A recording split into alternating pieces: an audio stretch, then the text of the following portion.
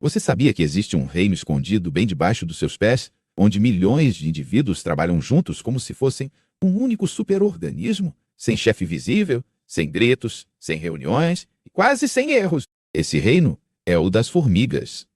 E o que acontece dentro de uma colônia de formigas é tão bem organizado que muitas empresas, exércitos e até cientistas da computação estudam essas pequenas criaturas para tentar copiar o sistema delas. Agora, pensa comigo, como milhões de formigas, cegas ou quase cegas, conseguem construir cidades inteiras, cuidar de bebês, cultivar fungos, criar gado de pulgões, fazer guerra, explorar territórios e ainda manter tudo funcionando 24 horas por dia, 7 dias por semana, sem ninguém mandando nelas? Se você acha que sabe como uma colônia de formigas funciona, se prepara, porque a organização delas é muito mais complexa e fascinante do que a gente imagina. E aqui já vai um aviso. Quanto mais você entende como esse reino das formigas funciona, mais estranho fica perceber o quanto nós, humanos, com toda a nossa tecnologia, ainda patinamos para chegar perto desse nível de eficiência. Se você ficar até o final, vai descobrir que, de certa forma, uma colônia de formigas é um cérebro vivo, espalhado pelo chão, e que algumas espécies praticamente inventaram a agricultura, escravidão e cidades muito antes da nossa espécie sonharem em existir. Vamos entrar agora na colônia. Imagina que você está segurando um grão de terra. Dentro dele, podem ter passado dezenas de formigas sem você perceber. A maioria das colônias fica escondida, debaixo da terra, dentro de troncos, em fendas, em árvores. Por fora, parece só um montinho de terra. Por dentro, é praticamente uma cidade subterrânea, com túneis, câmaras especiais, depósitos de comida, berçários e até quartos com controle de umidade e temperatura. Mas quem manda nessa cidade? Todo mundo acha que é a rainha, né? Parece óbvio. Tem a rainha. Então, ela é a chefe. Só que aqui vem a primeira quebra de expectativa. A rainha não manda em nada. Ela não é uma governante. É muito mais uma fábrica de bebês. O cérebro dela não controla a colônia. A mágica acontece fora da cabeça da rainha e não tem um presidente das formigas. Se você ainda está comigo, agora vem a parte que muda completamente a forma de olhar para esses insetos. Não existe a formiga. Existe a colônia inteira funcionando como se fosse um único animal gigantesco. Cada formiga é uma célula de um corpo maior. E esse corpo tem castas, funções, papéis muito bem definidos. Vamos quebrar essa organização em partes, para você conseguir ver o que está escondido debaixo de cada passo que você dá na calçada. Vamos começar pelas personagens principais dessa história: rainhas, operárias e machos. Entender essas três funções é o primeiro passo para entender por que uma colônia parece tão perfeita. A rainha é o coração reprodutivo da colônia. Em muitas espécies, ela nasce como uma princesa alada, faz um voo nupcial, acasala com um ou vários machos no ar, e depois desse evento ela pode armazenar o esperma por anos, às vezes por toda a vida. Em algumas espécies, uma única rainha pode colocar milhões de ovos ao longo de vários anos. Só que, mesmo com esse poder todo, ela não decide o que as operárias vão fazer, nem para onde elas vão, nem como a colônia se organiza no dia a dia. Os machos quase sempre têm um papel triste. Do ponto de vista humano, eles existem basicamente para voar, acasalar e morrer. Em muitas espécies, o macho nem chega a se alimentar direito, vive pouco, e sua única função é entregar seu material genético durante o voo nupcial. Já as operárias são as verdadeiras donas do reino. Elas fazem tudo: constroem, defendem, limpam, alimentam a rainha, cuidam dos ovos e das larvas, saem em busca de comida, travam guerras, exploram novos territórios. E o mais impressionante, praticamente todas as formigas que você vê andando por aí são fêmeas estéreis. Operárias não são soldados homens, são trabalhadoras fêmeas. Mas como essa divisão de funções aparece? A maioria das castas vem de um mesmo tipo de ovo. O que vai decidir se aquele ovo vai virar rainha ou operária é o ambiente. Tipo de alimento, hormônios, temperatura, cuidados. Em outras palavras, as próprias operárias, ao alimentar e tratar as larvas de formas diferentes, vão programando o futuro da colônia. Não é a rainha que escolhe, é uma decisão distribuída, que surge do comportamento de grupo. Agora pensa nisso. Uma colônia inteira decide sem reunião, sem plano escrito, quantas futuras rainhas vai criar, quantas operárias, quantos soldados gigantes e quantos indivíduos especializados. E essa é só a camada superficial, porque dentro da própria casta das operárias existem subfunções. E é justamente aí que as coisas começam a ficar realmente avançadas.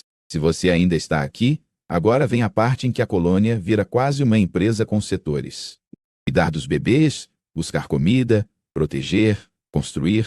E o mais louco é que ninguém entrega crachá nem cargo. Cada formiga descobre o que fazer com base em idade, tamanho, experiência e sinais químicos no ambiente. Dentro da colônia, em geral, as operárias mais jovens ficam mais perto da rainha e dos ovos. Elas são as babás da colônia. Cuidam dos ovos, limpam as larvas, alimentam as pupas, mantêm tudo higienizado. Conforme envelhecem, elas vão sendo promovidas para trabalhos mais arriscados. Construção, manutenção dos túneis, transporte de comida, defesa da entrada e, por fim, exploração externa, que é a função mais perigosa. Esse sistema baseado em idade, chamado polietismo etário, não é rígido. Se a colônia perde muitas exploradoras, algumas operárias mais jovens começam a sair do ninho mais cedo. Se faltam cuidadoras, algumas mais velhas podem voltar para dentro. É como se o exército de formigas estivesse o tempo todo ajustando sua escala de trabalho conforme as necessidades do momento. Outra coisa ainda mais fascinante é a especialização morfológica. Em algumas espécies, como as formigas cortadeiras, existem castas de tamanhos diferentes. Formigas minúsculas que cuidam do fungo, médias que cortam folhas, grandes que carregam peso e soldados enormes com cabeças gigantes usadas para a defesa. Todas são da mesma espécie, mas parecem castas diferentes, como se fossem classes sociais anatômicas. E tem mais um detalhe. Muitas vezes, a mesma formiga pode mudar de tarefa várias vezes ao longo do dia, dependendo dos sinais que ela recebe. Se a colônia está sob ataque, até formigas que normalmente cuidariam de larvas podem ser mobilizadas para ajudar na defesa, ou seja, elas têm funções típicas, mas não fixas. Agora, a pergunta óbvia: se ninguém está distribuindo tarefas com ordens diretas, como é que cada formiga sabe o que tem que fazer? A resposta está num sistema invisível, mas extremamente poderoso: a linguagem dos cheiros. Se você está acompanhando até aqui, agora vem a parte que parece mágica, mas é pura química. A comunicação das formigas. Elas não têm reuniões, mas têm o equivalente a um grupo de mensagens químicas que funciona 24 horas por dia em todo o canto da colônia. Formigas se comunicam principalmente através de feromônios, que são substâncias químicas liberadas no ambiente e detectadas pelas antenas. Cada trilha de formigas que você vê no chão é, na verdade, um caminho químico. A formiga que encontrou comida deixa um rastro de cheiro no retorno ao ninho. Outras formigas sentem esse rastro, seguem o mesmo caminho e, se encontrarem alimento, reforçam a trilha com mais feromônio. Quanto mais comida, mais forte a trilha. Se a fonte de alimento acabar, o rastro vai se dissipando e as formigas simplesmente deixam de seguir por ali. Esse mecanismo simples gera um comportamento incrivelmente eficiente. Elas conseguem encontrar o caminho mais curto até a comida sem ninguém calcular a rota. As formigas que, por acaso, pegam um caminho mais curto, voltam mais rápido, reforçam mais cedo a trilha, e isso puxa as outras para aquele trajeto. É tão eficiente que cientistas usam esse princípio para criar algoritmos de roteamento em computadores e em redes logísticas, inspirados em colônias de formigas digitais. Mas a comunicação química não serve só para comida. Existe feromônio de alarme, que convoca soldados para defender a colônia. Feromônio que marca território. Feromônios diferentes na cutícula da formiga que definem se ela é daquela colônia ou de outra. É por isso que uma formiga estranha pode ser atacada ao entrar no ninho errado. Ela cheira diferente. Além disso, o corpo da rainha libera substâncias que estabilizam o comportamento reprodutivo das operárias, enquanto a rainha está ativa e saudável. Esses sinais químicos dizem, em linguagem de formiga, a função de botar ovos já está sendo cumprida. Isso inibe o surgimento de outras fêmeas férteis em muitas espécies. Se a rainha morre ou some, esses sinais param de circular. E aí, o comportamento da colônia muda radicalmente. Algumas operárias podem começar a desenvolver ovários e tentar reproduzir. Ou a colônia pode começar a criar novas rainhas. E não é só cheiro. Formigas também usam toques com as antenas, vibrações, som produzido ao esfregar partes do corpo. Algumas batem a cabeça no chão ou raspam o corpo para transmitir sinais de alarme ou de recrutamento. É como se tivessem um grande sistema de mensagens multimídia, mas baseado em química e vibração.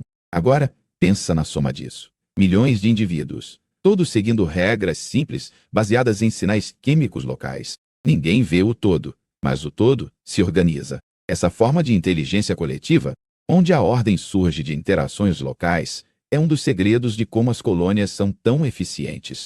E isso nos leva à próxima camada, a cidade subterrânea que elas constroem e mantêm. Se você ainda está comigo até aqui, agora é hora de descer com calma para dentro de um formigueiro e entender como ele é mais do que um simples buraco no chão.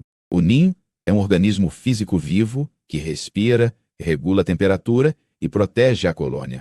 Os formigueiros, especialmente de espécies como as cortadeiras ou algumas que vivem em regiões tropicais, são estruturas enormes. Estudos que injetaram cimento em ninhos subterrâneos e depois escavaram tudo mostraram labirintos de túneis, câmaras organizadas em andares, galerias de ventilação e até compartimentos específicos para diferentes funções. Existem câmaras de criação onde ficam ovos, larvas e pupas, muitas vezes organizadas por idade. Existem câmaras de alimento armazenado, seja sementes, insetos caçados ou, no caso das cortadeiras, o fungo que elas cultivam. Existem câmaras de lixo, onde detritos, formigas mortas e restos são depositados bem longe do coração da colônia, para evitar doenças.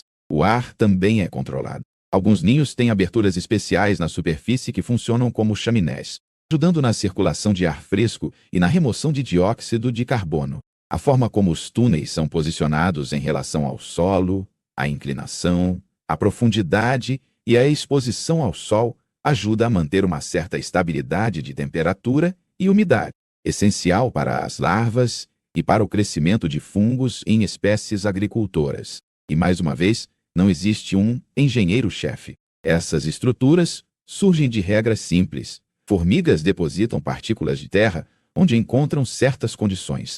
Seguem trilhas, reforçam caminhos muito usados. Abandonam túneis pouco movimentados, preferem áreas com certa umidade. Ao longo do tempo, essa soma de microdecisões gera uma arquitetura incrivelmente eficiente. Outro detalhe impressionante: a defesa do ninho. As entradas geralmente são limitadas, estreitas, fáceis de defender.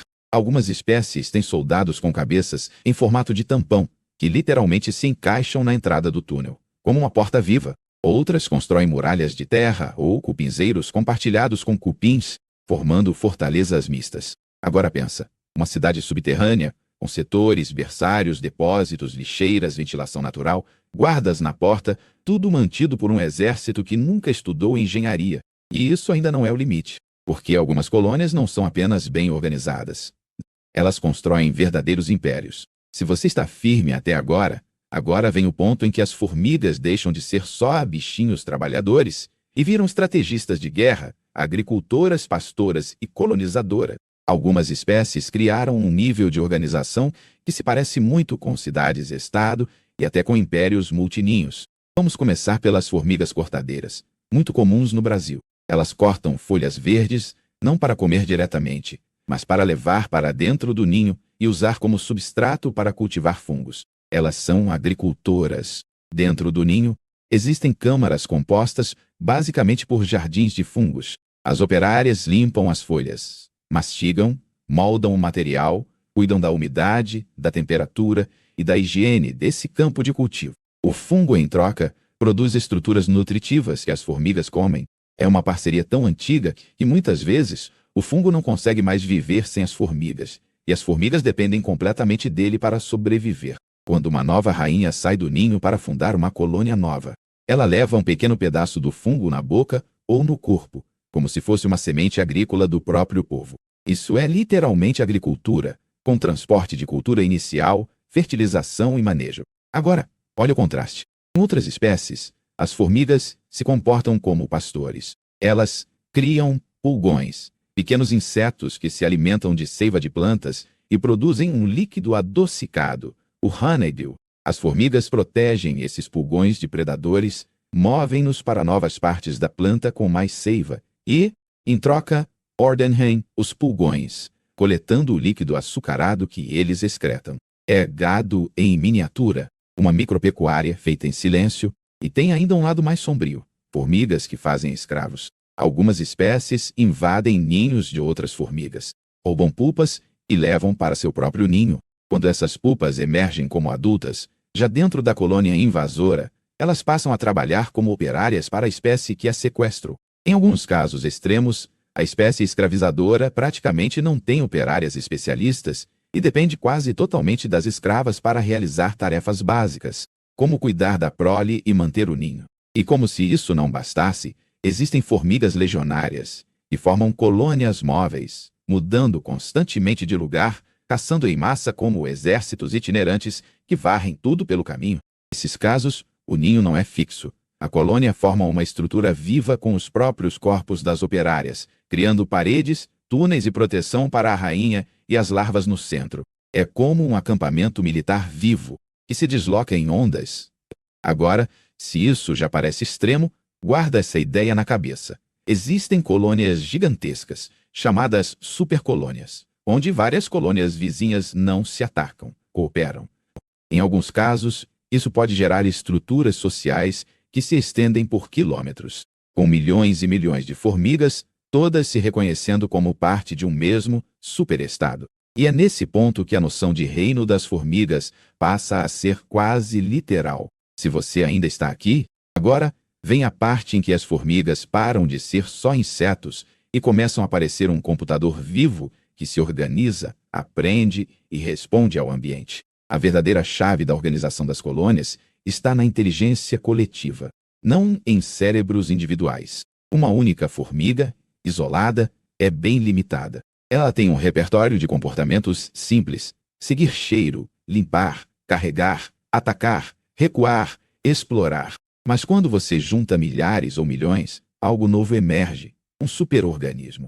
É como se cada formiga fosse um neurônio e a colônia inteira fosse um cérebro. Os cientistas chamam isso de inteligência de enxame. Não existe um plano central, mas existem regras de interação local que produzem solução de problemas em larga escala. Por exemplo, quando uma nova fonte de alimento aparece, poucas exploradoras aleatórias encontram o local. Elas voltam, marcam o caminho com feromônio, recrutam outras. As que seguirem esse rastro vão reforçar mais o rastro se o alimento valer a pena. Se o recurso não compensar o esforço, a trilha não é reforçada o suficiente e desaparece.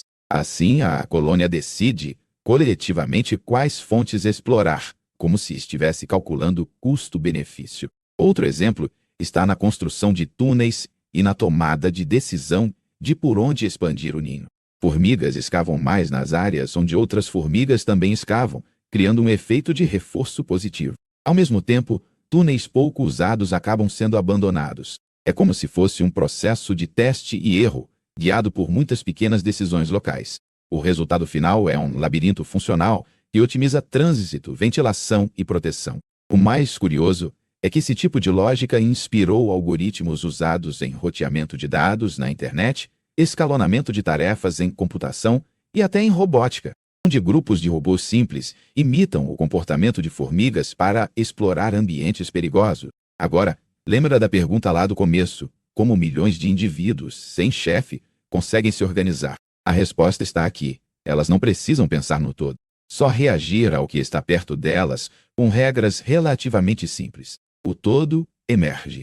E a mesma lógica vale para a guerra, para a defesa, para cuidar de crias e até para a substituição da rainha. Isso nos leva a um dos pontos mais impressionantes desse reino: como as colônias lidam com crises, mudanças e o fim da própria linhagem. As formigas não só funcionam bem em tempos de ordem, mas também são incrivelmente resilientes em tempos de caos. Se você chegou até aqui, agora é a hora da parte mais surpreendente: como uma colônia de formigas lida com mudanças, morte e até com a própria morte do superorganismo. É como se fosse a fase final da história de um reino. Começando pela morte de indivíduos, formigas têm comportamentos especializados de remoção de cadáveres. Algumas espécies têm coveiras, operárias que retiram formigas mortas do ninho e as levam para áreas de descarte, uma espécie de cemitério afastado. Esse comportamento reduz muito o risco de doenças se espalharem. Em algumas situações, elas até isolam partes do ninho se houver contaminação, como se estivessem fazendo quarentena. Quando a colônia enfrenta escassez de alimento, a organização interna muda. o ritmo de postura de ovos da rainha pode diminuir. As operárias podem passar a arriscar mais em buscas externas, explorando distâncias maiores. Em casos extremos, larvas podem ser consumidas como fonte de proteína para manter o restante da colônia vivo. Um sacrifício da próxima geração para garantir a sobrevivência do grupo atual. E quando a rainha morre? Em muitas espécies, isso é o começo do fim. Sem os sinais químicos da rainha, algumas operárias podem tentar se reproduzir. Mas muitas vezes, a colônia entra em declínio. A taxa de produção de novos indivíduos cai. O número de operárias nunca volta ao que era e, aos poucos, o superorganismo se desmancha. É como se um estado inteiro começasse a encolher até virar ruínas silenciosas sob a terra. Mas em outras espécies, a coisa é mais complexa. Pode haver várias rainhas na mesma colônia, num sistema poligínico. Quando uma morre, outras continuam. Em alguns casos, é possível introduzir novas rainhas vindas de voos nupciais. E a colônia se renova. Há espécies em que operárias especiais, chamadas gamergates, assumem a função reprodutiva, mantendo a linhagem mesmo sem uma rainha tradicional. Isso mostra que, longe de serem simples, as formigas têm sistemas sociais flexíveis e capazes de se adaptar a situações extremas. A organização não é só rígida eficiência. Ela também é elasticidade, mudança, tentativa e erro. E é justamente essa combinação de rigor com adaptabilidade que torna o reino das formigas um modelo tão poderoso para entender como sistemas complexos podem se organizar sem um chefe. Agora, lembra da promessa do começo, de que as formigas podem ensinar muito sobre organização, eficiência e até sobre como pensamos o poder e a liderança. É aqui que tudo se conecta. O reino das formigas mostra que é possível ter sistemas altamente organizados sem um comando central autoritário, usando apenas regras locais e muita comunicação. Cada formiga é simples, mas o grupo é sofisticado. Isso desafia a ideia de que sempre precisamos de um líder que controle tudo. Ao mesmo tempo, vemos que especialização é fundamental. Divisão de funções entre rainha, operárias e machos, entre cuidadoras, exploradoras, soldados e construtoras, permite que a colônia faça muitas coisas ao mesmo tempo com enorme eficiência. Mas essa especialização não é uma prisão. As formigas podem mudar de função quando necessário. Isso é muito parecido com times humanos versáteis, que conseguem se reconfigurar em crises. Outro ponto é que o conhecimento está distribuído. Não existe um indivíduo que saiba tudo, mas o sistema inteiro sabe, porque a informação circula pelos feromônios. Toques, trilhas, interações. Isso é parecido com o que a gente tem hoje em redes de internet, bancos de dados e inteligência coletiva humana. E talvez a lição mais profunda seja esta: uma colônia de formigas é uma prova viva de que ordem pode surgir do caos aparente. Quando existem regras simples e repetidas em larga escala, não é magia, é biologia, é química, é comportamento coletivo. Então, da próxima vez que você ver uma trilha de formigas na pia da cozinha, resiste à tentação de olhar para elas só como pragas. Ali, naquelas centenas de minúsculos corpos, existe um reino inteiro em movimento. Rainha em algum lugar no escuro, bebês sendo cuidados, túneis sendo expandidos, fazendas de fungos sendo tratadas, pulgões sendo ordenhados, trilhas sendo abertas e fechadas, exércitos sendo posicionados. Se esse mergulho no mundo das formigas te fez olhar para o chão com outros olhos, deixa o seu like, compartilhe esse vídeo com alguém que adora a natureza ou organização extrema e comenta aqui embaixo qual parte desse reino secreto mais te impressionou: a agricultura, a escravidão, a guerra ou a inteligência coletiva. E se você quiser, a gente ainda pode explorar em outro vídeo como usar as estratégias das formigas para tomar decisões melhores em empresas, grupos e até na sua própria vida.